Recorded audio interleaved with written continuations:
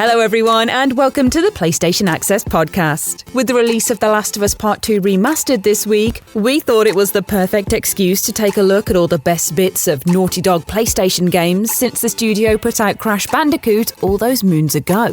Join us for a quiz, lots of emotions, and some serious donut debates. It is time to pick a side, ring or filled. Hello everybody, welcome to the PlayStation Access podcast, the official podcast of PlayStation UK, where this week we are talking all things Naughty Dog in celebration of The Last of Us Part 2 Remastered coming to PlayStation 5. So, hello, my little dogs. How are you today? I was fine. Before I was labelled a dog. A little dog. A little dog. But I think I know why. It's because of Naughty Dog, right? Okay, good. Yeah, it's fine. Yeah. I wanted to lay the precedent down for dog theming because that is your names for this week as well. Oh boy, okay. So let me introduce you by breeds of dog puns. Oh no. Yeah. Okay. So, Dave, yes. aka a Daveberman. Yeah? I mean, it's a powerful dog breed, so I'm quite pleased with that. A Daveberman. Muscular. Woof. I don't know what Scary. they do. People are scared of them. I don't really know. But they're actually really warm-hearted, I think. Are they? I think so. I don't know anything about Surely dogs. it's got to be a great Dave. Oh my God, Don't Rob. call him Great Dave. It's so good. I want to be a great Dave. I want to be a great Dave. I'll be a Daverman or whatever it was. Dave Berman, please. Oh, sorry, Dave Berman. Oh, I am a Pomeranian. Why are you Soft like this? and fluffy. Why are you like small this? and annoying. Might wee on you. Unsure. It just works. Yeah. I wanted to avoid being like a German Shepherd or an Australian something. Or, Right. I thought, it's got to be... Well, you certainly did. It's got to be one word. I like that you apparently thought about the nature of the breed, at least for Pomeranian, whatever it is. That was mean. Right. It's Pomeranian, of course. Pomeranian, sorry, yes. Absolutely. So what characteristics does Rob's breed have? I actually don't really know a lot about dogs, so I've just gone for the names that fit more than anything. But I just know what a Pomeranian is. I don't know what a Doberman is. It's not like... No, Scooby-Doo's a great Dave, isn't he? Yeah. Yes. Yeah. Yeah, okay, so anyway, but this is a popular dog beloved by many, a Labrador. Oh, yeah. Yeah. I like that. Rob is the least Labrador man, I think. Yeah. I know, but it's a good pun. Are you offended? What breed of dog would you think I would be like? You could have been a bull, Rob. A bull Rob. That's quite good. No, I don't think I'm like that either. No, I don't know what you are, but you're not a Labrador. You're a cat. Yeah, you are very cat-like. That doesn't fit. This is an audio format, Rob. That's right. Hey, I'm hoping people can hear my frown. We should put in a sound to let people know when Rob is frowning. Yeah. Although it'll just be a drone throughout. We're going to attach it to your eyebrows, and every time they lower, it's Just a little bell goes off. Yeah. Rob is frowning. Oh, right. So now that we've all got our dog names... Thank goodness. I can introduce a bit more about our podcast and what you can expect in this episode. So we're going to have a main feature where we take a look at Naughty Dog's prowess across the years of gaming they've been involved with, from The Last of Us, Jak and Daxter, to Uncharted and loads of other stuff. They've made lots of games, actually, is what I've learned whilst researching this. Yes, I mean... They're just amazing. Yeah. And they're there's all going to be a incredible. lot of love. I'm going to do a lot of gushing later, so I'm trying Yeah. to hold back now. But I mean, Naughty Dog are just synonymous with PlayStation and amazing games. Exactly. And it's really nice to be able to throw out a bit of love to them now. So that's what we're doing. And then we're going to go to comments of the week, which are community highlights from the hashtag PodSquad. PodSquad. And I know already that these are going to be good because I saw someone get the hashtag wrong and it really made me laugh that it got picked anyway. It's not a difficult hashtag. I know, but so I'm excited. It's just, oh God, it's just going to be, it's going to how it's going to evolve from now on. Oh wow. It's the evolution of the PodSquad. This is when something starts today. The germination of something. We then got Before We Go, which is some coverage outside of gaming. But first, don't worry, Rob, you can say it with us. What's new? What's new?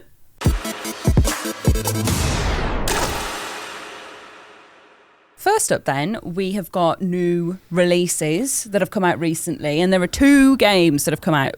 January has been very barren. Yes. It has been a barren land. It's not how the year is going to progress. Don't get used to this because, I mean, almost immediately games are upon us, but it has been a quiet couple of weeks. I personally am quite glad of that. It's to be honest, quite nice, hasn't it? Yeah. I remember last year it was Dead Space time. This time last year, was it? And Callisto Protocol had come out in December. Oh wow! So it was like double sci-fi horror bill for me at the start of the year. Whereas it's been quite nice to just PSVR 2. Yeah, it came in February. It's almost a year old now. Wow.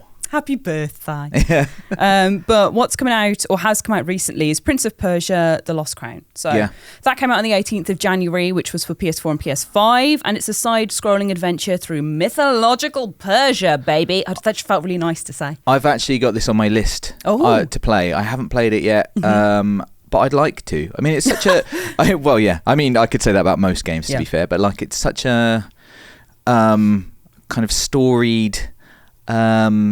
IP to be back. It's been a while. I can't remember when the last Prince of Persia game came out, but just this one just now. But it's been a little while for sure, and I think that they're kind of taking a bit of inspiration, a bit of vibe from Sands of Time, which is the best one, arguably, from the old series. That was my favourite, I should say, more than the best one. It was my favourite from that back in that day. And I know it's lots of other people's as well. So you've got like time powers you can use in this one where you're manipulating where Sargon is going to and if he can move backwards, and like powers he can do where he can go through people. It's very cool. I think the ideas that they've drawn from and kind of this respect to the legacy of Prince of Persia that's coming with it. Yeah, I think it's the respect to the legacy thing that I really like, because I think there's a lot of continuously pushing forward with games and taking IPs and like, how can we reinterpret this with all this new stuff that's available? And obviously that's great.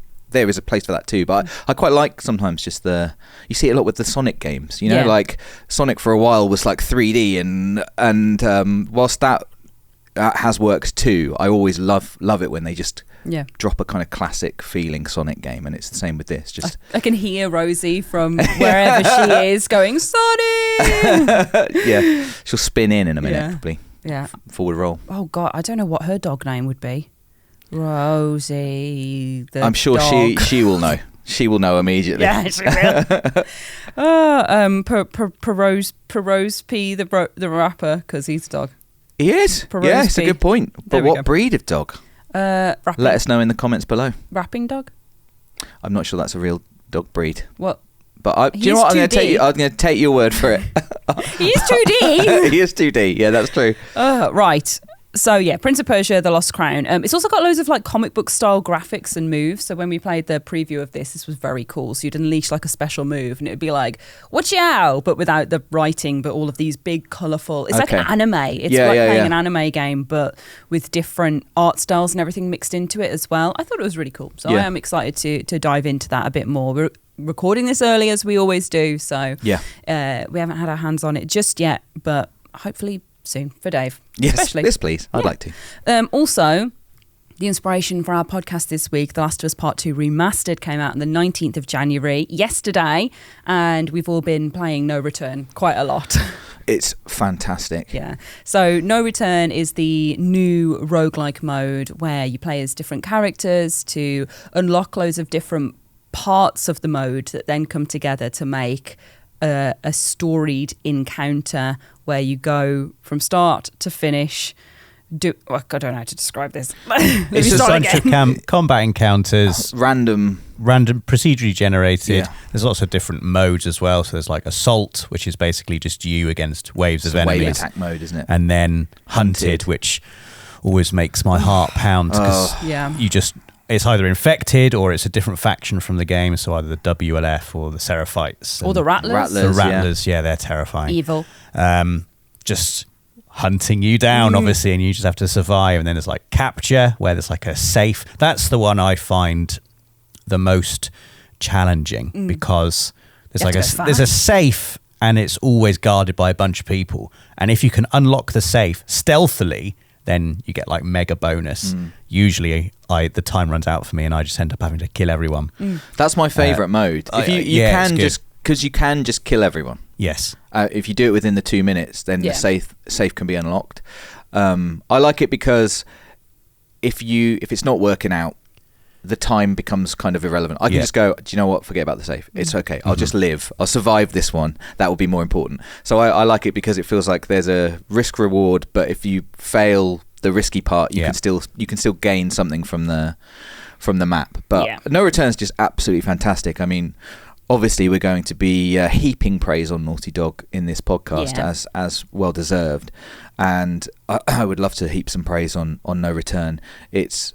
I think the combat in the Last of Us series is fantastic, but it's always been, it's always been a part of this wider game, and there's no way to just do the combat, to just again and again experience the combat and really hone your skills, short of just playing through chapter select or whatever, which isn't what I really like to do. And obviously you can learn an encounter to a degree, whereas this just takes all the essence of the genius of the combat, that breathlessness of it, the thinking on your feet. I don't think any other game does combat like this. No. Where you have to think and you have to react. Like, that's all it's about, is just reacting to what's happening, because the best laid plans will inevitably go wrong, but it's not over. Arguably, that's when the game is at its most exciting, and sometimes it feels like that's what it's been designed for. It wants you to make plans, but then what it really wants is for those plans to go wrong, and for you to be like squeezing through tight gaps. The levels are so amazingly designed in such a way that it doesn't matter how pinned down you feel, there's always somewhere to go, like a little hole to crawl through, or a gap in the wall to sneak through, or a ledge to jump over.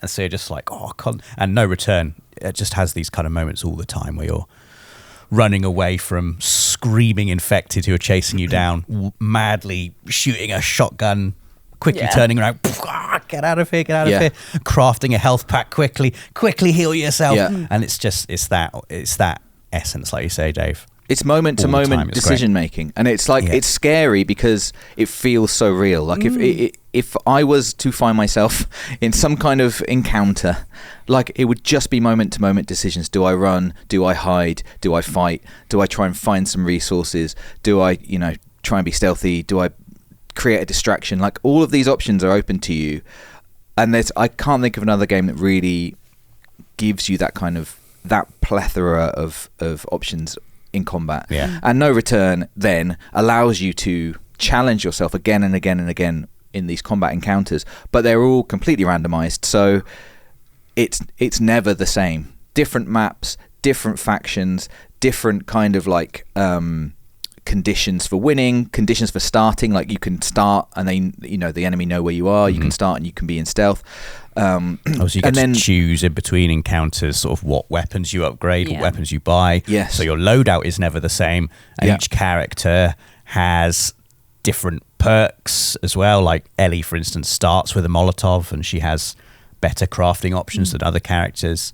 And you get someone like Abby, who's really, really good at hand-to-hand melee combat. Yeah, she starts with a weapon and has like a little healing ability after on melee hits, on like a melee kill.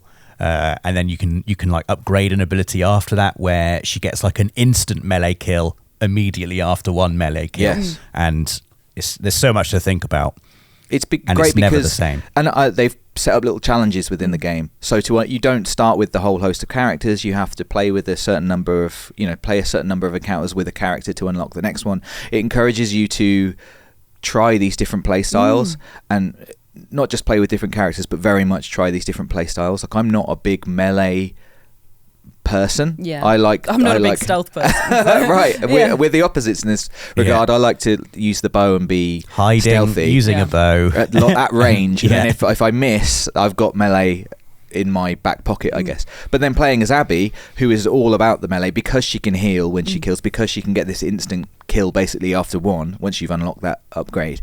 It's just great because it makes me think differently. And if you go in with that mindset of like, what character am I? What are their strengths?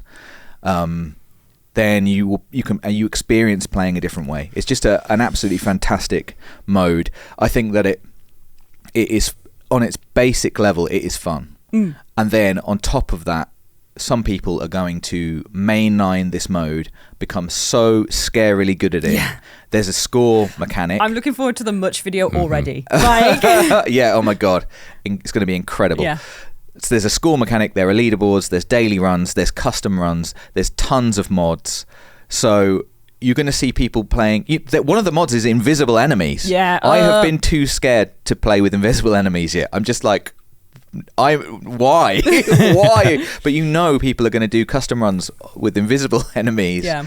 And it's the stuff coming from the sky that always gets me, because I never look at the mods. Oh, it's raining Molotovs. Yeah, I never look at the mods properly, and I'll walk outside and get hit by like a pustule that's coming out of the sky and be like, yeah, it's raining. No one told me about this. Yeah. Oh, they did. I didn't realise. It's absolutely fantastic, and that's just this one mode added to The Last of Us Part 2. Oh, I love that. I love the whole game. Like, I think it's such a gorgeous, beautiful, intense, hateful game. Yeah. Like in the most exciting way, and the combat is drilled into in No Return to kind of reflect that as well. That it is violent, it's gory, it's kind of a game about how violence isn't always the answer, and pushing yourself through these situations isn't always what's necessary or best for you, but these people are driven to do it anyway. And then No Return comes around and kind of flips it on its head, and it's like, but it's fun, it isn't can be it? fun though. Yeah, and I think it's a real interesting commentary that ties into the game itself, that you want to go in and bash people's head in and be the most vicious killer person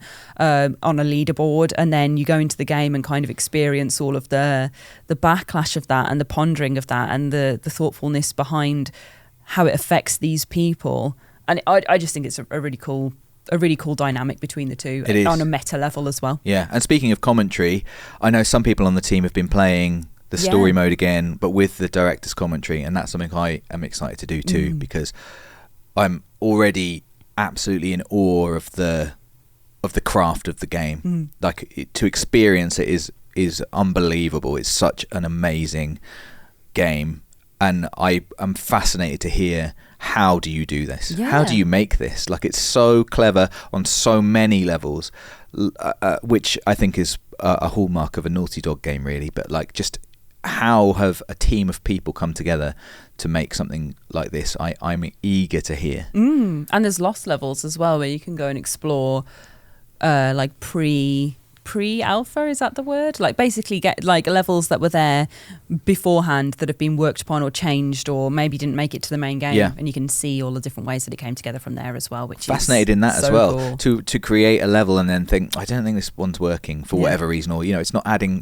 telling the right story for us. Or I think this is quite a regular occurrence in game development, right? Like, so much gets cut, and we just we don't see it, we don't realise.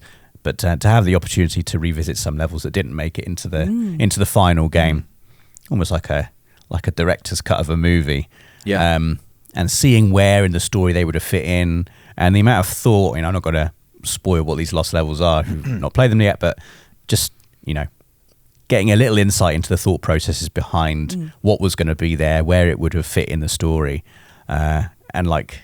The amount of creativity that is evident in these levels is really amazing. And to think that they didn't make the cut for whatever reason is also really fascinating as well, I think. Yeah. I like also that I can get some more points to unlock all of the extras in the skins section and the photo mode section and the game modifiers section, because one playthrough of the game on the difficulty that I did it on, which was probably moderate originally, isn't enough to unlock everything. Right. And then when you go and play No Return, you get loads of points for doing that, so you can put them back into your thing, and then obviously it encourages you to do another one so you can unlock everything else and play it different ways as well. I just needed to mention the points because I was very excited to be able to use them and unlock everything. Yeah, Ash needs to take her screenshots. I do, she do. She needs to zoom in on some fungus. Yeah, like unlocking all the character models and going straight into a clicker's gob. That's what I like. I've been in a clicker's gob several times. Gooey. And do not recommend it. Right, well, that is the end of our What's New section, but I'm not quite finished. Oh? Because... What? In the lead up to our main feature on Naughty Dog, where we're going to be discussing, our favourite moments, why we love the studio, all that sort of business, I thought it might be nice to have... No. A PlayStation Access mini quiz! Oh no! on Naughty Dog. Stop being a surprise now, to be honest. I am genuinely surprised. Another one. And quite stressed. Yeah. A little bit stressed. It's the first of the year. So you better be excited. Now, this is just a straight up most points wins. First person to buzz in with their name gets to answer first. The other person can have a go afterwards if it gets wrong. And it's just, there's a question for every game that Naughty Dog have released on PlayStation. Oh boy. Yeah. This is going to be interesting. According to Wikipedia, I will say so. Well, Wikipedia is just factually accurate. Exactly. It's just loads of other sources put into one source. I don't understand why people hate on Wikipedia.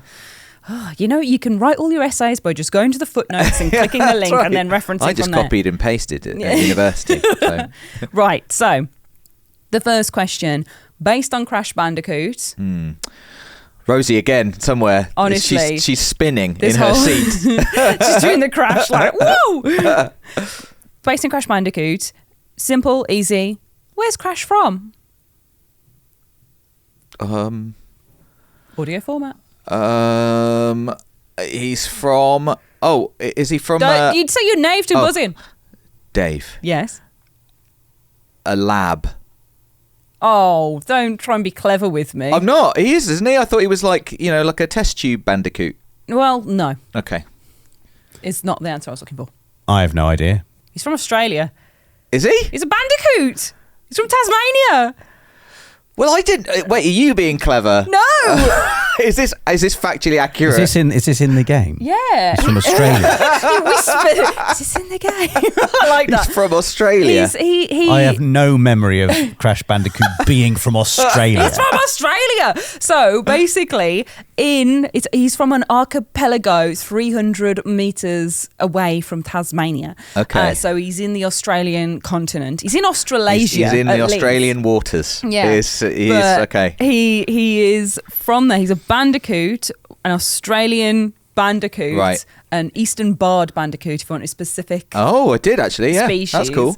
That is shot with the Evolvo ray by Neocortex, Right. and transformed into the Crash that we know. Got ya. And then taken to become the general of his army. When does that happen? It happens in the first 10 seconds probably. It's like very quick and then off we go. All I remember is him waking up on the beach. Yeah. He wakes up on the beach and you spin some boxes. Well, there's a cutscene before that Is where there? where he's in the lab. That's what I was thinking of. Ah. Where I think so. I've no memory of that. Yeah. That at all. Well, It's not Naughty Dog's best work. I think that's fair. that's Rosie's It's not their screaming. best. Rosie's no, screaming. this cutscene. I mean, this little bit of cutscene. Not Crash Bandicoot. Obviously, Crash Yeah. Bandicoot's fantastic, but that cutscene. It's not their best bit of storytelling. But Well- I mean, Ash has picked up loads. So Wikipedia. Wikipedia. No, but this is, it's a big This is well storytelling. known. It's a This is well storytelling known. moment. Okay, no points in question mark. Nil point. Crash Bandicoot 2 Cortex Strikes Back. So, what's the name of the female bandicoot introduced? No, it's not. Hey! Go on, Rob. Coco Bandicoot. Correct. Yeah. I was hoping I might be able to trick you and think it was Torna, but she's in the first one. That's why he goes to fight everyone, because he sees Torna, goes ooga ooga, and then Oh, blimey. Ooga bunga, hubba hubba. Wow. That's it. What's Crash's motivation? I want to get to the... It's like the mask. I want to get to the bottom of his motivation. Yeah. I've got it. Yeah. He's a bandicoot with a mission Yep. for another bandicoot. Crash Bandicoot Warped, 1 point to Rob so far. What popular sci-fi action movie inspired the cover of Crash Bandicoot Warped as well as the warp orbs in the game? If neither of you know, I can describe the cover to you. Rob. Terminator 2. He's looking at my screen. Yeah. that's No, right. I'm not. Fair enough. Yeah. So the image is Crash Bandicoot with sunglasses on like a motorbike with flames coming up it. Right. And Coco's in the background like, oh, I'm the sister. I didn't know that before you asked that question. And then I realised, oh yeah, it is like Yeah. Terminator 2. All I had was like bluish silver metal. Yeah. And which still works, which Yeah. is Terminator 2. So, But the warp orbs are like what the Terminator uses to go back and forth through time as well. And that's yes, yeah. because it's warped time Right, travel. right. Am I right? You're right. And then Crash Team Racing. Oh, What God. do- When do I get a question? What does Oxide threaten to do to Earth if he beats Rob, them? turn it into a giant parking lot. Correct. So how Well, many? we've been doing that ourselves. Oh, Am I right? okay. So there's 3 points to Rob from the Crash Bandicoot section. Yes, very good, Rob. Well done. Thank you. We now move on to Jack and Daxter. Oh, this is Daxter, still not my realm. the precursor legacy. Daxter is an ottsel, but what two creatures is he a hybrid of? Rob, Yeah. an otter and a weasel. Correct. I love that you know that. That's great. That's I common. feel like you could have worked it out. Yeah. Oh, with some time, maybe. Yeah. So that's another point to you, Rob. How many are you on now? 4? 4. Yeah. Jack 2. The trophy, what's that smell, is earned for leading men through which location? This is one you could guess, I would say. Dave, the toilet the bathroom location. Oh, I would have probably accepted toilet, but bathroom, no. Rob, Oh well, I was being more polite. the sewer. Yeah. Yeah. Yeah. Yeah. You see, that's slightly fine. different. Fair. Yeah, fair enough. Okay, that's 5 for Rob. He's cleaning up here. It's fine. We've got plenty of games to go. Plenty of games. Jack 3. Where are Jack and Daxter banished to in this game? Now, I'm just going to drop some clues in case you don't know. It's quite barren. It's quite... Dave, the desert. Oh, yeah, but I want the name. Rob, The Badlands. No. So you can continue guessing now. Dave, the Sahara Desert. Rob, No. the Deadlands. No. It's quite dusty. Some would say they're ruinous. Some would say there's nothing good out there. Some would say it's synonymous with words for rubbish or... Rob, the Wasteland. Yeah. I thought you had it all there, Dave. No, don't worry. It's right that Rob should get these because I've not played Jack and Daxter. I say you knew that because the way you were going Deadlands and Badlands, you were close. He was close. He knew it was a land. You knew. So we've got Jack X Combat Racing for the last one from this section. Oh, Naughty Dog. When will you start Uncharted? So Jack X Combat Racing is canon in the main series. True or false? Rob, false. Incorrect. Dave, true. Yeah. So how many points are you on, Rob? 6. 1. Nice, Yeah. Dave. Well done. Here we go. Okay. It's my time. Uncharted Drake's Fortune. Watch as Rob cleans up here. Yeah, Secret Boss wrote these ones, so Right. they could be a lot harder. All right. What treasure is Drake seeking in Uncharted 1? Dave. Eldorado's tomb. You want more? I probably want less. Oh. Rob, sorry, is Dave? That's He's that not incorrect? finished. Is He's he not not finished. finished? Oh, he's finished. Go on, Rob. The Golden Man of El Dorado. It's the lost treasure of El Dorado. So I'm going to accept Dave's answer. I am going to accept the tomb, but the Golden Man also. It's close. You I said both said Eldorado yeah. first. I think let me have El this one, Rob. Dorado's the answer. Yeah. Eldorado. And Dave did say that first. Yeah. So Uncharted 2 Among Thieves. Uncharted 2 opens with the quote, "I did not tell half of what I Dave, Marco Polo. Correct. Didn't even get to the end of the question. Or the quote. It's a great quote. Yeah. Do you want to say it? Go on. Okay. I did not tell half of what I saw, for I knew I would not be believed. 1342. I think it's how cool is that? If I almost wanted to look up if he actually said that because it feels too cool for He someone must to have have. actually said on his deathbed. He said that. Whoa. Like, any last words? Yeah, I didn't tell you half of what I saw. I'll be like, oh, what did he see? So good. Dave's coming back. 6-3. Right. Come on. Uncharted 3, Uncharted 3, Drake's Deception. At several points in Uncharted 3, you find yourself fleeing waves of what creature? Dave, scarab beetle. No. Okay.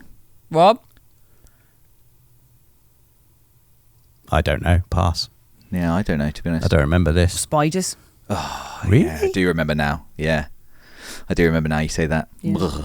Horrible beasties. Wow. I did say we should say arthropods, but creatures is what we went for.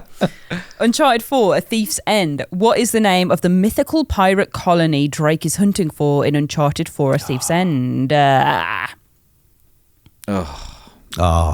this is so annoying. I can see it. I can hear them looks talking great. about it. Yeah, they just won't say the words. Why aren't you saying the name of it? Nathan says to Sam, "I really can't wait till we find." Yeah, the we're pirate here. colony. Oh my God, we're here. We found it. We found the pirate colony. the pirate colony. I Should we say its name? Don't give us a clue. You don't want a clue? No, not yet. This will be a good bit of the I think you podcast. should just tell it. You know, You might have I'm to just going to tell pass. us. Just tell us what it is. We Yeah. both got it Go on, wrong. I don't know. Okay, the clue is, because I'm going to give you a clue. All right. The statue of... Libertalia. Dave, Libertalia. Thank you. Do I saying your name? Even though I agreed to pass. I take it back. Okay, and then we've got Uncharted: The Lost Legacy. What animals are Chloe and Nadine save trapped under some debris? Dave. Yeah? Lemur. No. God. Come on now. There's a nice lemur I bit think where you stroke one. there is a nice lemur bit. Yeah, you can see how I got there. You can just pick a good Madagascar. Are they Madagascar? No, they're India. not. Indian animal. Oh, I've picked one. I got one. haven't actually played Lost Legacy. Really? Don't admit it. Yes, you have. I have played it. I've not finished it, so I don't think Okay. I've got to this bit. Right. So I don't know. You can have a go with an Indian animal. Rob, an elephant. Correct. Yeah. Oh, wow, It had okay. to be. It had to be, didn't it? Yeah. Yeah. Okay, and then we've got The Last of Us. Here we go. Score check. Quick score check. Rob's on 7, I think. 7-4. 7-4. Okay, so it's not gettable for you. Okay. Unless you do a... no, it's not. Okay, fine. Because I didn't do a remakes and remasters Understood. thing. So another animal question. Which one appears consistently throughout The Last of Us and seems to represent Rob. innocence? Giraffe. Yes. Oh, giraffe. Fine. The Last of Us Part 2. What is the recurring guitar song that Joel first plays for Ellie in the prologue? Secret Boss assured me that everybody knows this and I was dumb for not getting it. So you guys better get it. Oh. Has it got a name? Yeah. No, I don't know. I don't know what it's called. I can tell you the vibe of it. You can sing it. I can't sing it. You can go diddy-doo-doo. I don't know what it's called. Pass. Well, Go on. take that, Secret Boss. It's Future Days by Pearl Jam. Oh, that's Yeah. cool. It's what? Future Days by Pearl Jam. Future Days. I thought Joel made up a song. Yeah, called Future Days by Pearl Jam. Who knows? Maybe we're talking about different songs, but the song he The plays. song at the that he start- in plays the for prologue, Ellie. In the prologue. In the prologue. This. I'm just repeating the question. I don't know. It's Pearl Jam's Future Days. You just got to accept it. You won the quiz. Ding, ding, ding, ding, ding. That's the frown. Ding, ding, ding, ding, ding. Yeah. I've not heard of that band. Are they a real band? They are, yeah. Okay. That's a bad reaction from me. You don't But you need- haven't heard of Pearl Jam? No, Haven't my heard from Pearl- my When did you last musical hear from Pearl Jam? my musical knowledge is Yeah. is famously very, very poor. Yeah. I know less than nothing about You know music. a lot of other things. That's why I don't want to be like, you've never heard of this. No, You know? I probably haven't heard of about 95% of musicians and bands. Have you I heard- said something along the lines of, "You haven't heard of these people" to Rob in 2016, and he said, "No, I'm sorry, I don't watch Top of the Pops." And I was like, "Rob, Top of the Pops has been dead for 10 years." I So he's love right. He that. doesn't watch Top of the Pops, but nobody does. I like that as a response. Just to anything. Sorry, I don't watch Top of the Pops. Loser. Oh, well, you know, I really needed you the other week because I was trying to name the big swingy thing that goes into the doors in Lord of the Rings that all the orcs are chanting. What's the name of the battering ram? Oh, Grond. Yeah, there we go. I mean, not even a second. Oh, you're talking about Grond? Yeah. Yeah, it's Grond. Thank you. I was just going, Gru, Gla. I can't remember the name. Well, there we go. We come to Dave for Pearl Jam. Come Yeah. to Rob for Grond. Yeah. So The there we Hobbit go. Jam. What was that? 7 or 8 that you finished on? 7, I think. 7 and 4. 4. Yeah, I'll take it. I'm Yeah. quite happy with that, to be My honest. Crash Bandicoot knowledge is what saved me. Yeah, it actually is. It's your Jack and Daxter knowledge And that Jack and saved you. Daxter. That was because I had no chance with Jack and Daxter. also your Uncharted knowledge that saved you, and also your Last of Us knowledge. That Yeah, saved to be you. fair. was your Naughty Dog knowledge that enabled you to win the Naughty Dog quiz. Well, that's the first pod point of the year. Dave, as champion, do you feel threatened that Rob has earned it? 100%. Yeah? I felt threatened when I was already the champion. Like, I feel constantly under threat. So yes, well done, Rob. Thank you. You're on the ladder A long now. year of quizzing ahead. Yeah. On the ladder, one hand on the rung. But who will be next? Find out next time. But first, there's still the other half of the podcast to do. So we're going to go to our main feature now and talk about some Naughty Dog.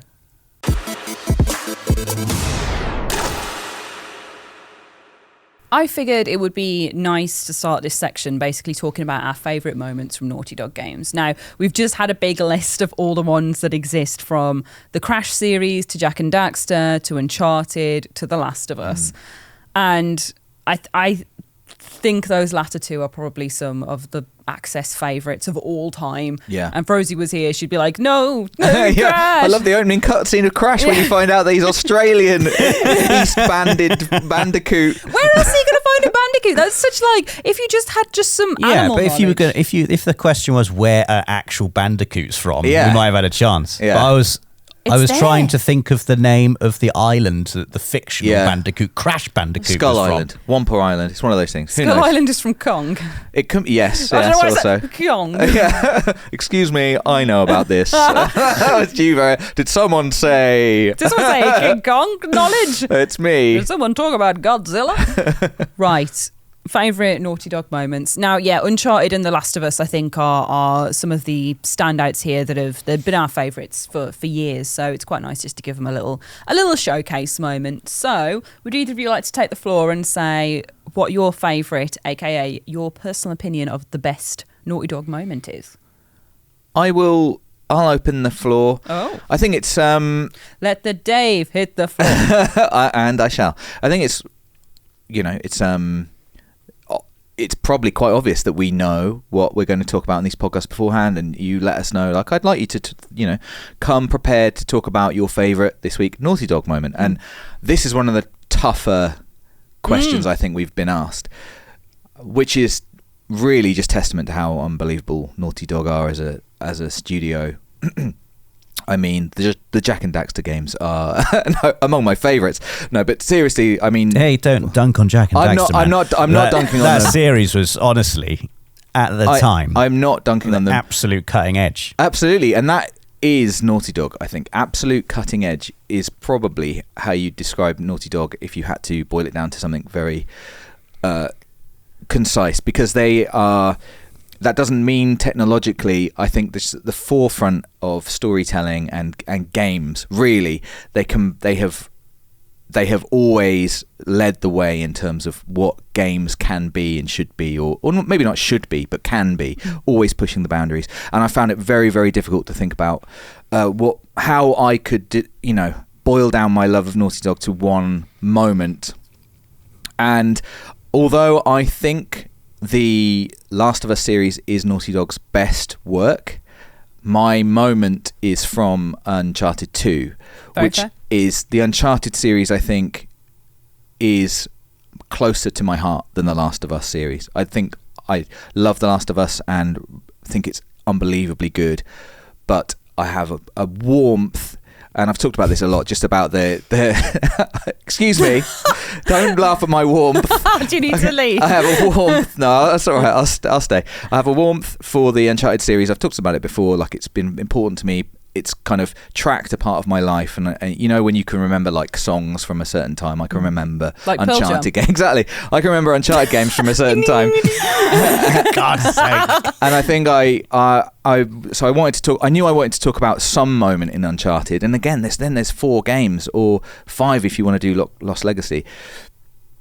And how do I find the one? And I haven't really chosen a moment as much as I've chosen a character. At first, I thought about the game. And the reason I was able to get that Marco Polo quote so quickly is because I went back and immediately watched the opening of Uncharted 2. Because what an opening. It's from a series of games that are known for their matinee cinematic quality. This is probably one of the best openings to a game of all time. I love that you are finding out everything that is happening at the same time as Nathan Drake. In fact, you know a little bit less than Nathan Drake. He wakes up, he's on a train, he's covered in blood, it's his blood. Oh! Then you realise the train is hanging off a cliff. Like, you don't even know it's vertical to begin with. It's like some of the best storytelling. And then we find out that's middle of the game. You go back back in time to find out how he gets to this point. It's so compelling and brilliant. I thought I was going to talk about that moment, but I'm actually going to talk about the moment just after you catch up. So you go back to the start, play through the game, you get on the train, one of the most incredible set pieces of all time. And then we meet Tenzin, and it's Tenzin I want to talk about, because I think Tenzin is the epitome of what makes Naughty Dog so good, and that is characters. I always talk about gameplay mechanics. I love gameplay mechanics. I think Naughty Dog do incredible stories. The graphics are incredible, always pushing the envelope in terms of what technology can do. But the thing I think that is consistently true is of them, the real genius is the characters, the characterization of their characters. It's so good. I mean, Nathan Drake, he could so easily, if you boil Nathan Drake down, he's like every adventure hero ever. Like, he's pretty cool. A good-looking adventure man with a quick wit, kills lots of people hunting treasure. Like, that guy could be a poster, just like the most. And there are tons of those characters out there who are just forgettable. And the reason Nathan Drake is so good is because he's genuinely likable. Like, I genuinely like him because he is a 3D person. He has different emotions. He is not just one motivation. He cares about the people around him, and they're real people. The characters in the Uncharted games, the characters in the Last of Us series are some of the best realized characters in any media, I think. You know them, their motivation, what they want, what they like, who they care about, like, so quickly that you don't need to worry about that. And then you can just start feeling with them and caring for them and what they're what they want. And I think the epitome of this is Tenzin. So Tenzin, if you haven't played Uncharted 2, is a character, a Tibetan kind of villager who finds Nathan Drake after he's injured in a train crash, and takes him back to his village and helps him recuperate. And the thing about Tenzin is you love this character within one level. Like, and he has no way he can't communicate with you. He doesn't speak English. Nathan Drake doesn't speak Tibetan. And so it just becomes, it's not about what he says, it's all about what he does. It's about them helping each other. They just show each other that they are cooperating. And I think it's such a clever bit of characterization that you go through this level of with him solving these problems, these puzzles together. He's chatting to you, you don't know what he's saying. Nathan Drake's chatting back to him, he doesn't know what he's saying. I love that, the warmth of it, the warm-hearted, good-natured. Nathan Drake already knows that this guy's helped him and has taken him to his village, so he there's a little bit of trust there, and you are building trust with this character, the player. And I think it's one of the most amazing bits of a game. It's actually based on, it's based on, the idea came from Eco.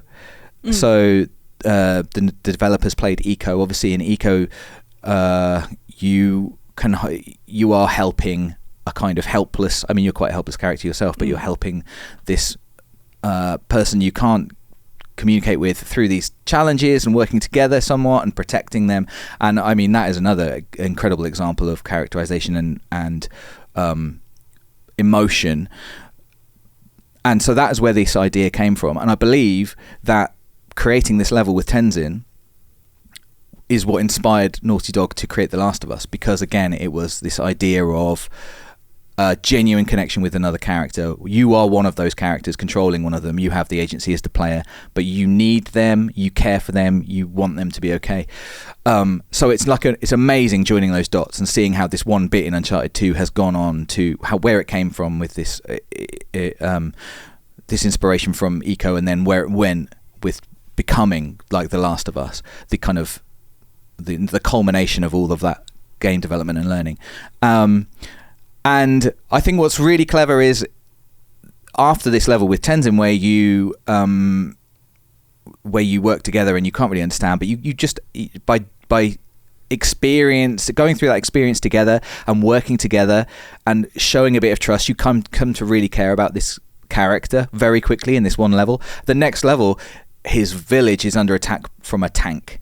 And again, like that is a very kind of gamey thing. Like, now there's a tank here. Now there's a tank. It's a tank. And usually, you'd be like, oh, wow, a tank. I'm a bit scared because it's dangerous. But my experience of playing that game is like, oh my God, Tenzin's village. It's like, it's not just a tank is here, I must destroy it to get to the next level. It's like Tenzin's village is under threat. Like, this is horrible. They're so nice. They've like recuperated me. We can't even speak the same language, and I really care about them. And I think that is what Naughty Dog are so good at doing, is not just a series of cool set pieces, but making you actually care about why you're doing what you're doing. It's not just pure fun. It's not just pure cinema, pure adrenaline. It's like everything has an emotional kind of reason and is enhanced by that. The gameplay enhances the characters, and the characters enhance the gameplay. And I think Tenzin is like the ultimate. The Tenzin part of Uncharted 2 is the kind of the ultimate example of that. One more little fact before I stop talking, because I've talked for ages. It's just that Nath interviewed Richard LaMarchand ages ago, and I remember him telling me that because he loves this bit as well, and he talked to him about the design of this bit and how, because they loved it and Naughty Dog making it. And there's a really cool thing where, when you're like on a kind of on railsy bit, when Nathan Drake's first recuperated, he kind of wakes up and Tenzin takes him through a walk through the village, and you know what it's like when you're on a kind of an on railsy bit where you can't really do much and you just walking through it and you're seeing like, oh, I'm in a village, nice. They knew players would want to do something, and that kind of thing where you just be tapping buttons and just like, what's going on? And what they gave the players something to do. They changed the melee button, which they assumed people might press, into shaking hands and waving and playing. He plays football with kids. So if you're walking through this village and just trying to smack Tenzin, yeah, exactly, it turns into this nice thing, and you see that Nathan Drake. This game, it's like this moment in a game that's like full of action and stuff. It's like a moment of peace. You get to see Nathan Drake be a human being and just have a bit of respite and just interact with these lovely people who've looked after him. I think it's really brilliant game design to understand what players would want, but also understanding the story you want to tell and the opportunity for it to be a way to further flesh out the character of Nathan Drake. I think it's just absolutely incredible, and for me, it's one of the best examples of why Naughty Dog are so good at what they do. Cool. Let's finish the podcast there. Yeah, that was very good, Dave. Honestly, Thank that was really nice and really thoughtful. I'm just going to compliment you on your speaking. Please do. Yeah, I like it when people compliment me. So, Uncharted isn't the one for me the same as The Last of Us is. So I really love hearing from you and from Nath and from Rob as well, like about all of the kind of, because I feel like Uncharted is really symbolic for you guys of PlayStation Access and working on PlayStation as well. So I always really love hearing any of you talk about it from that angle, and like Nath's interviews and kind of those interactions you had with it that felt like, oh my God, this is the best thing I've ever seen, best thing I've ever played. Like, I just love hearing it from that angle, and like that the Tenzin moment is the one that stood out for you is so nice, because it's just a really cool moment. It's a really lovely thing in a very frantic game where you get a nice Sherpa taking you through the mountains. Exactly. It could in another game it could be an annoying bit. Yeah. Like a bit of a kind of, there's an AI character and I need him to get through this level. But it's not like that at all. It's like an opportunity to tell you more about, to make you care. Yeah. To make you care about Nathan Drake, to make you care about Tenzin, to care about why you're doing all this stuff. It's like, it's so clever. Yeah, I feel like that kind of informs The Last of Us with the giraffe moment as well. Right. Because the giraffe moment is that thing again where it's like, okay, take a moment to be a person, take a moment to interact with something pure and innocent. I'm not saying Tenzin is pure and innocent because he's a person with motivations, but like he represents that moment in time where it's like, a lovely community in the wilderness, and then it's seeing the wilderness come to your community in The Last of Us. It's kind of like the reverse, isn't it? So it's nice seeing that kind of that thread is pulled through their games with these sort of things as well. I think the most remarkable bit about that sequence for me is how Naughty Dog enables you to care for Tenzin through the gameplay, because they can't communicate through language, but they can communicate through their actions in that sequence. And Tenzin is telling you what to do in his language. And obviously you as the player, unless you do happen to speak his language, can't understand what he's saying. But his gestures and the way he will throw a rope to you and you'll end up swinging across, and you help each other navigate this, quite treacherous platforming section of the game. Naughty Dog is very good at doing this, at building character, not just through what they say and through story cutscenes, but through how they act in their environments and how they feel to control as well. Yeah. And this whole section, by the end of it, you feel like you're Tenzin's friend because you have cooperatively navigated this environment with him. Yeah. And it's done it through just your gameplay actions. And that's the same as well, like with Drake. Waving and shaking hands, often our only way to interact with video games is by punching things that are in them. And so turning the punch button into something more benign, I think it's a great move, because just imagining Drake running through this what you want to do village. is like you get to get set loose in a game, and what's the first thing you do? You turn around, you're Destroy. like, what can I do? Can I friendly fire this person? What happens if I punch this friendly NPC? And often it's because video games have no other way for you to interact with the world around you. And so to give you the option of doing something nice, it just, like by the end of that half an hour, 45-minute section of the game, you have already formed a real tangible bond with Tenzin and with those villagers and with that place. So as you say, when the tank does come, there's more at stake than just I must kill this tank. Yeah, exactly. And I think Naughty Dog they're so good at doing that. They're also very good at destroying beautiful things in the best way possible. They make you care for something and then they hurt it, and then you're like, but you do get the opportunity to redeem it as well, or to save it. They put things under threat in a very tangible way. They make you care. They really make you care. But it's also for some higher purpose, to there's a message. Explore always. Something. It's exactly. It's they're just second to none. So good. 100%. Rob, yours is from Uncharted as well, isn't it? No, my favourite moment is from The Last of Us Part 2. Oh, I was thinking because you had two originally. I did. The vibes are very similar though, and it's not a big bombastic action set piece or a frantic moment or a cutscene. Well, there is a cutscene in it, but it's the section where Joel and Ellie, it's Ellie's birthday, and Joel has found like an abandoned museum full of dinosaur skeletons, because Ellie's into all this kind of stuff. So as a birthday surprise, he takes her to this abandoned museum, and you get to go around the museum, and Ellie draws little dinosaur skeletons in her journal and makes little jokes and puts hats on things. But then you get to this room, and it's like the space room. And there's like a model of all of the planets, and then you come to this room and there's like a replica of a space shuttle. And this is like the thing Ellie likes most of all. Like if she is permitted any dreams, any like childhood fantasies, it's the fantasy of I want to be an astronaut and go into space. You can see by exploring her bedroom at the beginning of the game, if you want to look at her shelves and look at her journal entries and look at her art and things, that's the kind of thing she loves. And she gets to, for this one fleeting moment, she gets to sort of live the fantasy of what it might actually be like to be an astronaut. And she goes and puts there's like spacesuits lined up on the wall, and you get to choose which helmet you want to wear for this cutscene, which is quite a nice little bit of player choice that you get given here. So I put on all of their helmets, and then I put them, I can put the helmet back here. And I spent maybe 10 minutes actually, this one? No.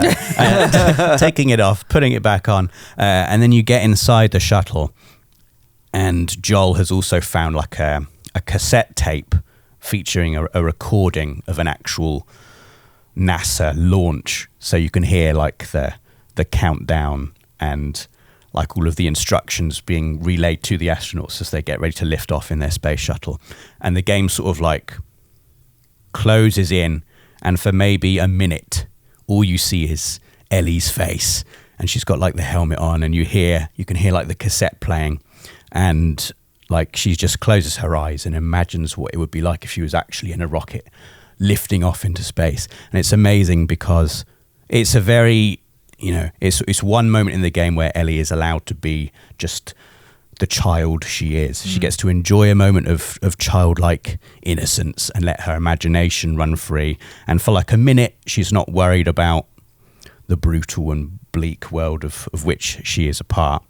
But it's not just Ellie that like is allowed or allows herself that moment of imagination and release.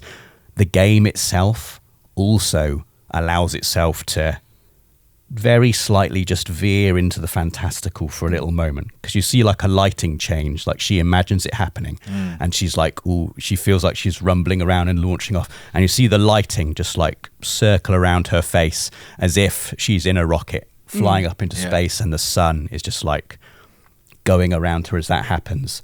And she's like, it's a moment of childlike joy and innocence, but also I think a devastatingly sad moment as well, because it really brings home the full force of everything that Ellie will never have, the childhood that she and every other child who lives in this world will never have.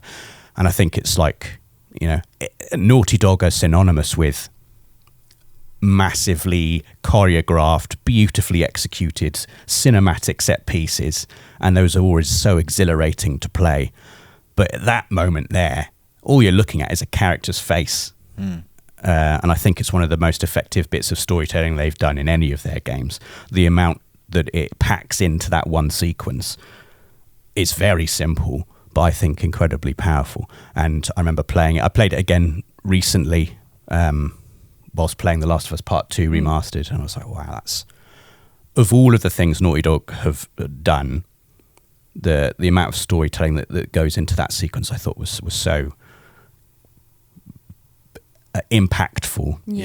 And I thought that was like, that is Naughty Dog at the top of their game for me. Just a brilliant piece of storytelling done very simply but very powerfully. God, it makes me really emotional just thinking about it. Like like you say, because it does represent all of these things that she never got to have, and just for a moment she gets them, just for a little moment, and it's all in her head, and then she has to come back, and then everything else happens in that game, and it's in the middle of all of this horror and nightmare. And The Last of Us Part 2 isn't a nice game at all. It hurts, and that bit where it just gives you a moment to forget that for a second, and you know that it's a moment for Ellie as well, but she's still got to come back down to earth, literally. Oh God, it like, I think that was great, and I think you spoke about that really well as well.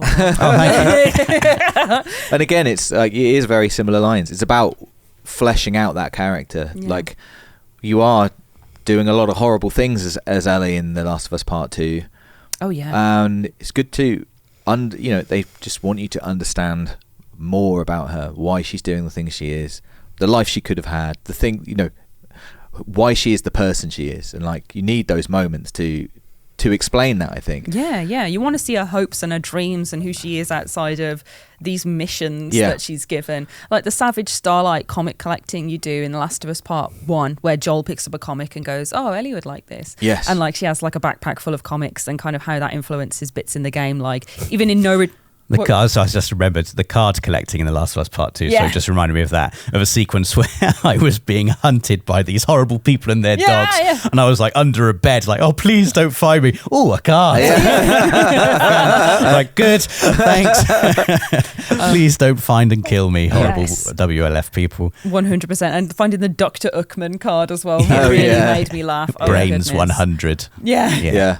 But the comic collecting and seeing how that like impacts like in No Return where you can unlock the Savage Starlight costume. I grinded for that. I was like, Ellie gets to wear the Savage Starlight cosplay. Like there's no other way that this works other than her in that outfit.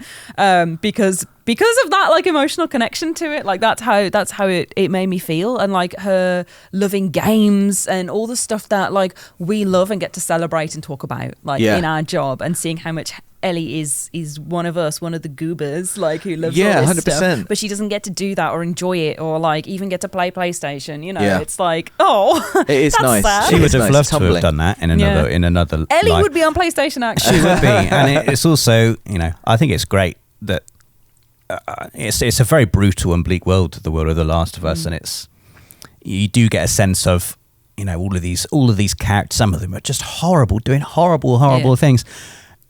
And you do wonder, what would these people be like if they were just living in normal civilization? Yeah. Probably perfectly nice people. And then it also makes you wonder, oh God, what if I was what would I be in this world? What kind of person would I be like? I know what you'd be like. We've discussed this before. I'm on a chain. You're my rattler. yeah, exactly. I just before we hear yours, Ash, the other thing I think is just how, and this is a really boring word to use, but it's how efficient they are with their storytelling. And another moment I almost talked about is from The Last of Us, and it's just quite early on when Joel first meets Ellie, and he goes to sleep, and she says, "Your watch is broken." Like how that is just one line, like 4 words or something. And it tells you so much about gut punch. Joel right there, what he's been through, this like past whatever it is, I don't know, 20 years or something. It's amazing. Like that is incredible. That he's worn the watch the whole time. Yeah. That, like when he got it, he was so like blasé and like, oh yeah, great, thanks Sarah. But that watch has not left his wrist. Like, you know what I mean? Yeah. Like he's not a man of words, but he does care. He does care so much. It's so efficient. Yeah. That little bit of storytelling. Oh, it gives me goosebumps. Insane. Honestly, I love The Last of Us. I love all of it so much, and I just think it's so special. It's such a special series. Yeah. And I could literally pick anything. There's a moment where that I saw recently that someone was referencing it again, and it's where Joel and Ellie in The Last of Us are looking out across the skyline where they both come up on the top of that building. You know the iconic bit where she's walking in between the buildings on the plank of wood. It's like a little cutscene, and then they look out across the city at where they've got to go. There's a moment where he's talking to Ellie and he looks at his watch, and it's like it's just that moment where like you can see the connection between Sarah and Ellie and how Joel feels about it. Nothing's been said. It's a 2-second throwaway thing. And yet, you know what I mean? And yet. I know. And that's Naughty Dog. And yet, yes, all the time, everything means something. I for my moment, I could have picked anything from The Last of Us or The Last of Us Part 2. I think there is the iconic moments like the Space Museum. I absolutely think is like necessary to talk about, and I'm so glad that it's one that stood out to you. The giraffe moment is so important for so many people. Just like all the little details that go through Dina and Ellie having like a romance at the beginning of The Last of Us Part 2. I was like, you've earned this. You deserve this. Like, you're allowed to be happy. Seeing the Joel and Ellie conversation when they actually address what's happened in the first game. Some of my favorite ever moments are actually in Abby's storyline, and I think her storyline is probably my favourite, even though she's not my favourite character. I struggle with her because I think a lot of people do. Like, I think the whole point is that she's...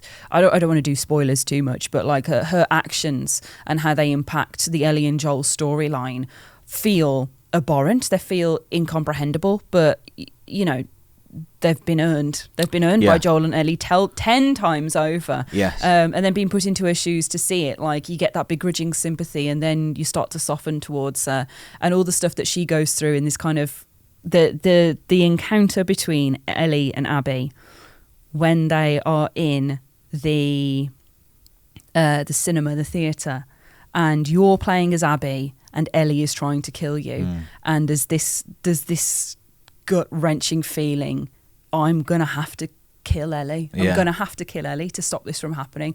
I put the game down. I put my controller down and went, and I was like literally Yeah. hands on back of head, like, oh my God, I can't do it. I'm not going to do it. This isn't how it goes. And then obviously that's not the end right there, but it's not the last time that they fight either, and not the last time you feel that feeling. And just the ending of that game will never not upset me. But my actual moment that I want to bring up here, and I mentioned all of this beforehand because I don't want it to seem like I'm being blasé or passive about the impact that Naughty Dog and The Last of Us has had on me. But my favourite moment's the Rat King. It is. God. And it's not. You've just come out of. We've all been vibing here, and you've had to plop in the Rat King. And it's not because it's a big nasty beast. It is because it's a big nasty beast, but it's not just because it's a cool action set piece that really stuck out to me. It's all the lore that leads you there, and I think it's Naughty Dog's amazing attention to detail that make it so effective. You have all the clues that something nasty is lurking in the bottom of this hospital before you get there. Them talking about it being the ground zero for the infection, that it's a really heavily populated infectious area when you go down there and see all the spores as Ellie, and people are breathing them in, and it's like nasty, horrible, thick air that's obviously infected so many people, that it is this place of life and death in a hospital, and the two have kind of become merged into one nasty ball. That it takes its name from this mythological belief that if loads of rats live in a sewer together, their tails all tangle together and become an amorphous blob that's horrible to happen upon. It's just like there's so many different tales tied together that make up the Rat King and its appearance. And like, for a game that kind of established its evolution as well. So you've got your runners, you've got your clickers, you've got your stalkers, you've got your bloaters, and then you go to Last of Us Part 2 and you get some shamblers, and then you get like a little bit more stalker information so you can see a bit more what's going on. They don't change the narrative massively, but to get one new creature that is this symbol of years and years and years of infectious nastiness, it's kind of this, this massive amalgamation of all the violence and horror and nastiness that's happened throughout the whole world in one nasty blob, and you get to blow its face off with a shotgun. Great stuff. Yeah. The good stuff, you know what I mean? Yeah. Watching people that have been turned into monsters, and you know the pain they're going through because you can hear it in their vocalizations, in any other creature that you encounter in this game. But watching it peel itself away from like the main host and continue to be this aggressive thing, and all the arms and faces hanging out of it. Like, I just think there's so much unsaid in the design of the monster that is true horror, that is true, oh my God, life after death. Not for me, thank you very much. Not with this going on. It's just a wonderful, wonderful set piece that says a lot more by existing than it does in actually shooting its face off with a shotgun. Yeah, and first of all, Ash, let me say, well done. Oh, thank lovely, well spoken. I enjoyed what you had to say, but like, I think you're so right, and kind of, I think it's good to talk about something that isn't just like this an emotional moment in the game, which we have otherwise spoken about, because they're so good at everything. That's kind of the point, and more than that, the point is that nothing is just face value. Like, the Rat King is not just a cool boss to fight. Yeah, and that's exactly what you're saying, really. It's like, it's so much more than that. And I think all of these things we've talked about, especially if you have to fight it with your fingers sellotaped together. that was a good little challenge. But yeah, that's the thing. No, it's nothing in any of these games is face value. no. Everything has got layers and layers. There's so much more. It's always telling you something about the characters, about the world, whatever it is. And that's why they're so replayable as well. Because I mentioned the your watch is broken. I don't know how. I didn't pick up on that until like the third time I played The Last of Us. And it hit me with the Last of Us Part 1 remastered. Yeah. Where that's when I was like, oh my God. Like, Yeah. I have played that moment like 3 times probably before that. There'd be that's people why they're at so Naughty good. Dog watching you playing the game. Going, he's missed it again. David! Yeah. Did you see what we did there? Yeah. That is in the series as well. Like, that scene specifically done exactly the way that it is in the game. Yeah. Because it's like, it means something. Yeah, you know I know. What I mean, I'm embarrassed to admit it, but but that's also that's why they're so good, because they're so deep. Because each time you play, you will find a little extra detail. That's got to be, I guess, the developer's lament. knowing, and The Last of Us. I think The Last of Us Part 2, more than any other game they've made, is so ridiculously, almost unnecessarily detailed. It's so rich. Yeah. In terms of story, but just in terms of the amount of stuff you can find just in all of the rooms you're in. I'm always caught between like a desire to push through the game, but also after I've cleared out an area of enemies, like I want to open every drawer, I want to read every note, and when I look at the chapter select screen, I'm like, I found 2 of 4 artifacts. I looked everywhere. What the heck have I missed? And it just makes me want to go back there and literally explore everything, because every single room is so richly detailed. I know we've been speaking for a long time, but there's one thing that I saw on this playthrough, and it's in the area where you first encounter the WLF members with their dogs for the first time. Yeah. I killed all those dogs because I wanted to survive. Yeah. I wanted to survive. Yeah. But there's a pet store in that area. Right. So I went in there, picked up all of the rags and all of the bottles and all of the scissors to make all of my implements of murder. Yeah. And I went round the back. Excuse me. I went round the back, and there was like the dog grooming section. And you find like a brush and grooming kit, like in perfect condition, like it's not moldy, it's not, and you like, oh my god, this is where they were. Where they were grooming and looking after their dogs. This is where they were looking after these dogs. This is where they were feeding them. Those dogs were loved. They're dead now, because I wanted that sellotape. I wanted that sellotape that was behind where they were patrolling. Yeah. So I shotgunned them to bits. Yeah. But how many thousands of players won't have... What are you going to make? How many thousands of dogs? They'll be fine. No, but how many thousands of players won't have had that moment? Yeah. And that's why these games are so good, because they are layers deep, so deep, which means you can play them again and again and again. You can have conversations like this where you can uncover something that you didn't notice, you didn't realise. It's so good. All the best bits of media in the world are like this. Like, if you can completely grasp it in your first go, you'll probably forget about it. It's not, but this is just something that will keep hold of you, and it's because there's so much to discover all the time, I think. Oh, it's just so good. Yeah. Oh God, got more points, but I'm going to suck them back We in. must, We've got to move on to the next move section. on. So there was a little roundup of why we love Naughty Dog and our favourite moments in the games that they've made. So we're going to move on now to comments of the week and have a little sing to break us up from the emotions and the horror and the trauma and the good bits. Oh God, Naughty Dog.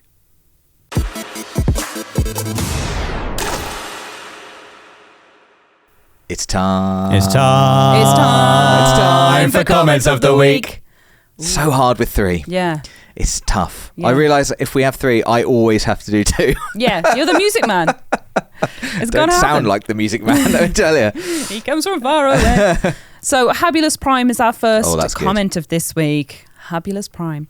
It says hashtag Pod Squad. Pod Squad, Pod Hey Squad. guys, that was quite late. That was close. That was on the threshold Yeah. of being disqualified there. Better late than never. Better late than never. A wizard is never late. Is what I thought. I never say Pod Squad late. I say it precisely when I mean to.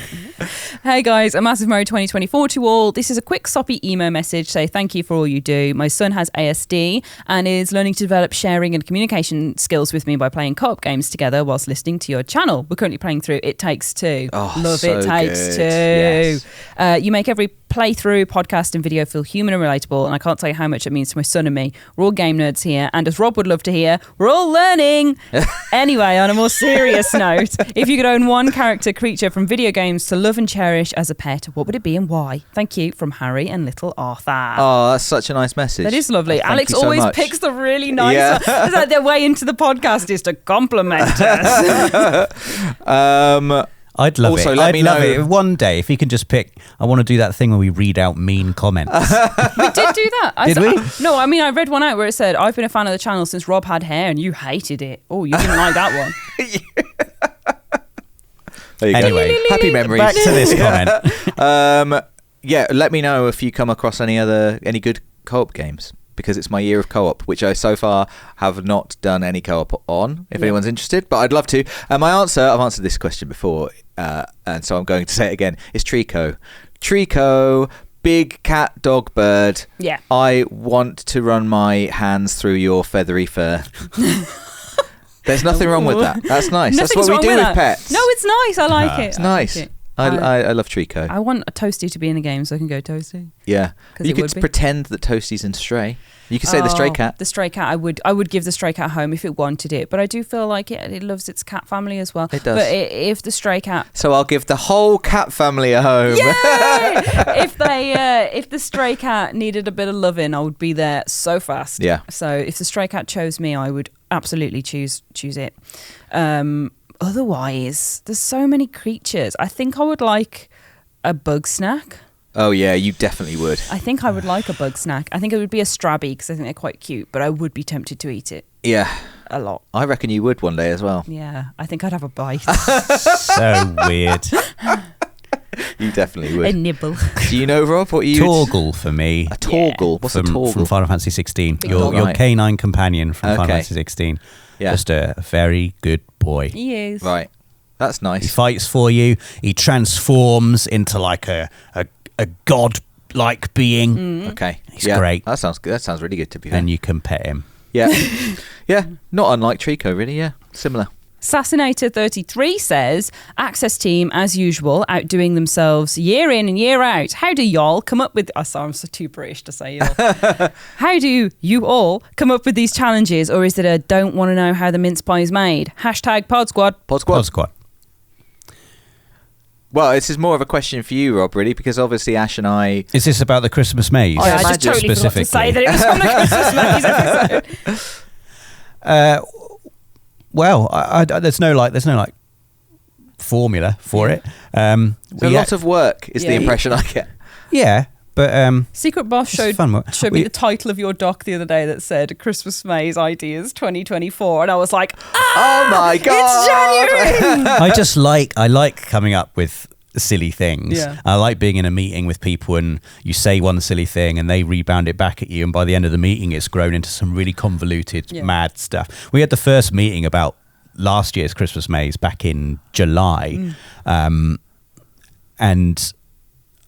you know, we had ideas like, what if we do like a multiverse thing? Like, we're also going to do, what if we did like a Traitors thing? Because I really like the Traitors. Yeah. If anyone's been watching the Traitors. Save it for before we go. That's what I'm doing. Right, yeah. And so for the longest time, we were going to try and implement some kind of mechanic whereby one of you was a traitor. Ironically, people suspected you of that anyway, Ash. But in the end, we didn't do that. But there's no like formula to it. Like, we just have goofing off. We have lots of meetings and come up with some ideas, and then it's about trying to tweak them and make them as fun to play as possible, but also as fun to watch as possible.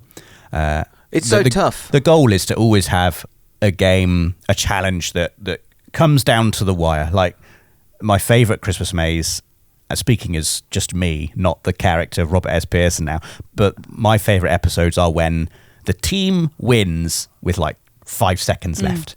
I think that's... Rosie wins with 5 seconds left? And usually it's Rosie. So my favourite episode of the last season was actually episode 3. That was my favourite challenge.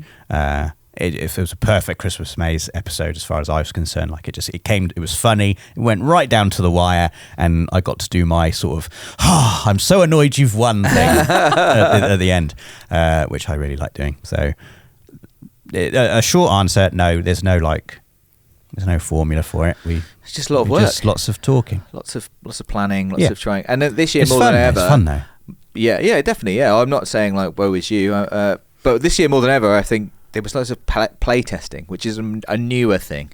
Well, probably. Yes, and we play tested that Resident Evil episode a lot, and I think it definitely showed. We had a different economy in place for if Rosie was number 1 or number 2, whereby the items would be more expensive just because Rosie is knows that game so well. Yeah. So like if Rosie gets picked for number 1 or number 2, the items are going to cost this. And Chloe actually made separate pricings. Oh my God. For if Rosie was going to be number 1 or number 2. So, Alex played it a bunch, writing down how long it took him to do each encounter when we were trying to work out how much time to give you overall, because we wanted it to be as close as possible at the end.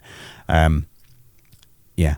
I love how we're just the duds who are like, yeah, well, I know. if these... What about those two? Like, I don't know. yeah, They'll be fine. Should we even give them prices? Yeah. We should just give them all the items. But even like trying to work out what items to put in the briefcase. Yeah. The amount, we had a whole meeting about what should be the items they have to put in the briefcase. Yeah, they it's had genius. to be things with a little bit of give, so that you could, Squish 'em. You made my dream come true, Ash, when you sat on that briefcase. I was like, our goals for the episode were, I want them sitting on it, trying to cram in as much as possible. Yeah. And yeah, just a little detail that you wouldn't maybe have thought. Like, we had a whole hour-long meeting trying to decide what items should be in the briefcase. Yeah. In every round. Boiled eggs. Oh, those balloons! I will never forget. Eggs were considered at one point. Yeah. But Oh, we we threw need it out so because like, many. you could get so many eggs in there. Like, how it would break the economy of the challenge. If how many eggs would you get in there? Like 100 probably. Yeah, probably. Easily. 100? I don't know about More than easily. 100.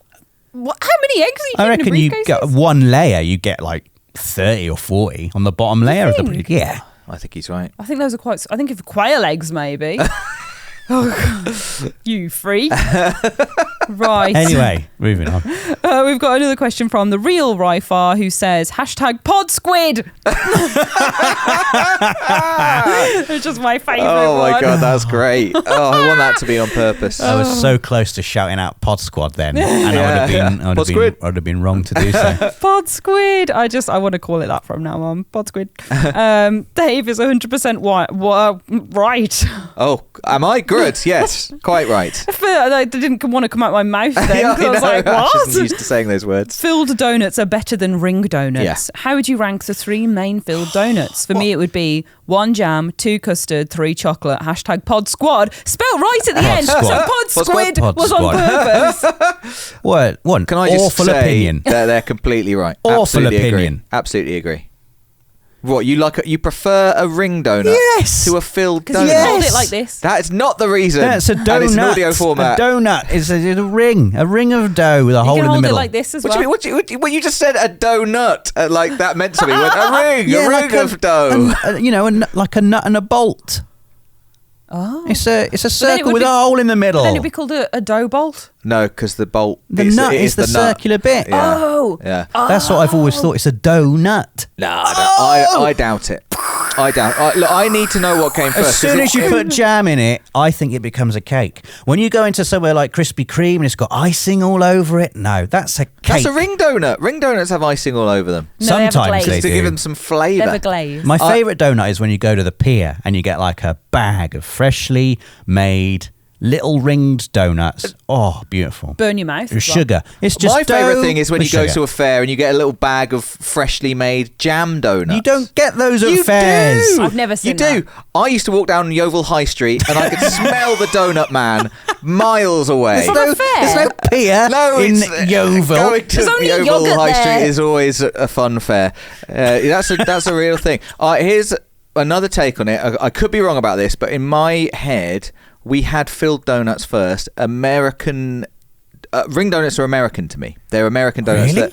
that we didn't have when I was younger, and they were like a newer thing. Really? And it was that's it was like the Simpsons introduced them to the UK.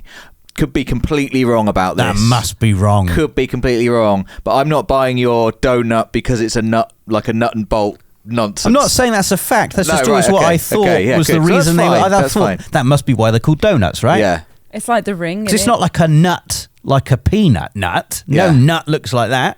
How many people do you think listen to this podcast for our incredibly expert opinions on games, or how many listen for the nonsense that we argue about? Well, Well, this is we're responding to a comment. We are. I know. You're I know. sat there with your toilet seat up, eating your filled donuts. If I have to rank the fillings, Yeah. custard is number 1 for me. Oh no! Less messy. The jam donut, I've had some traumatic experiences with jam donuts. The heat of the jam in What a are you jam eating? donut. A spicy donut? You don't have to heat them brand new out the oven. The hotness of them. I thought you were having like a chili I jam donut. Like, ooh. bitten into one, and the jam just exploded. Yeah. Down my chin, burnt my chin, and then just. Well, what you've got to jam do is everywhere. you've got to always bite from the Yeah. injection point. You have to bite really carefully when it's a jam donut. Yeah, but custard's so rank. It just reminds me of like old people fluids. Oh, Ashley. That's your problem. Yeah, he's right. It's like- that is your problem. But it's like old people are always like, oh, I'll have a bit of custard for me say, you know, and it's just rank. It just, with your tea? What do you mean with your tea? 40. Oh, okay, right, good. Yeah, good, all right. I'm not having a go. I just wanted to make sure that you weren't having tea, like a tea bag with a dollop of custard in it. No, but old people might. They might, Custard in the is Midlands. not exclusive to old people. It is. No, it's not. A bit Custard, of ambrosia. apple crumble and custard. Yeah, Oh, that's an old what a people pudding. dish. It's what are you having with your Nonsense. apple crumble? I'm having Cream? I'm not having apple crumble. I'm having a chocolate mousse. Well, you're missing out. Anyway, it's With no jam, custard. custard, chocolate. I agree. I didn't I've even not know really you- had a chocolate donut, to be The fair. chocolate ones are these Krispy Kreme business, and Right. like I do think they're good, but I actually think Krispy Kremes are so sweet, and like with all the icing and stuff on, like I do just like a jam donut. I Yeah. do a raspberry jam. Yeah, oh, beautiful. I love it. Best jam. I do think jam has to be the one. I understand that you had trouble. I understand you had trouble. But they are the best one. They are. Custard, there's just something about custard that really makes me feel gaggy. Oh, I'd love to go back into your past and see this, whatever happened, the traumatic I don't custard know. incident. There isn't like an inciting moment, which means I've repressed it. Oh, there is, Ash. Yeah, there is. Which means that it's locked away. Right, so let's move on to before we go to finish up this horrible mess.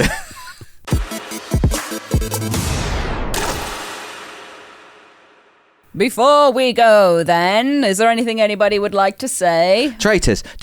Rob, let's talk about the traitors. Let's talk about it I'd love to all talk- day. I'd love to talk about the traitors. We can't talk about the By the traitors. time this episode comes out, the episode we have seen There'll will be like another- will be very, very old. And also, I've only seen the first episode. it's bad. Really? Well, so we won't talk about it. We won't talk It's about it. bad to spoil.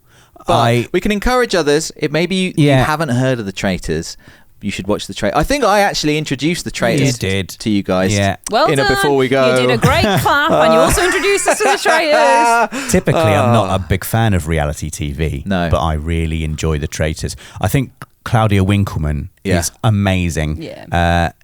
And she's a big inspiration for Really? Robert S. Pearson. Really? I think. Who knew? I I want to see you wearing eyeshadow next time. wanna I just see think the she's fringe. great. She's Yeah. got so much personality, and she perfectly handles that balance between being charismatic and funny, Yeah. and also just letting the show get on with itself. Yeah. I It's- once went and saw a filming of The traitors. the Nevermind the Buzzcocks.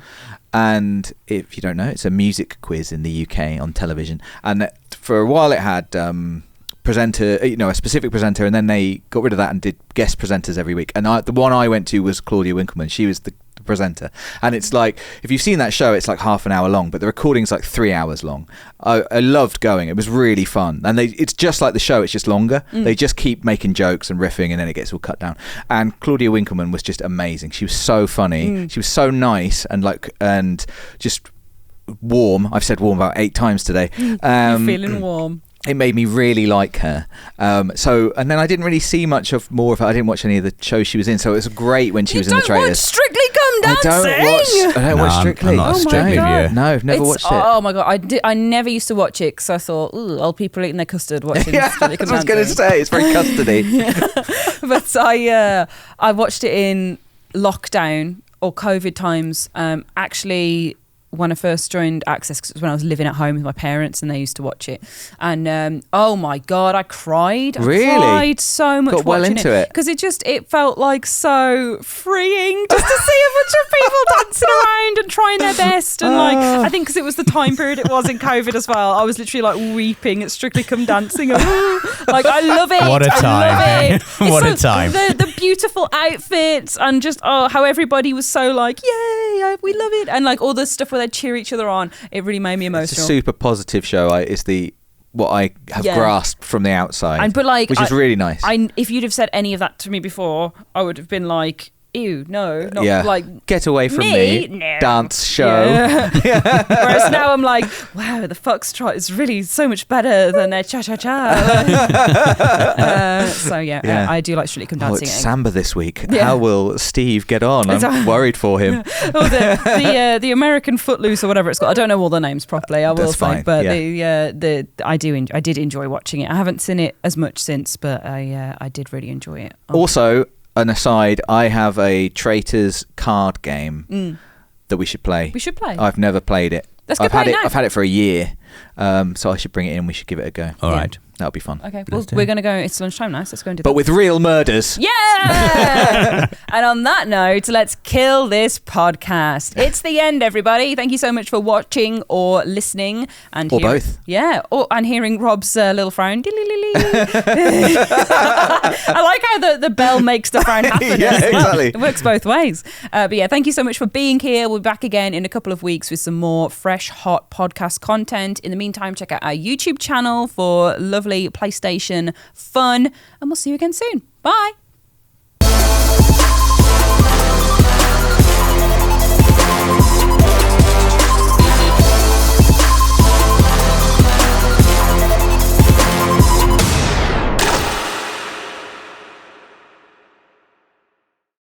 PlayStation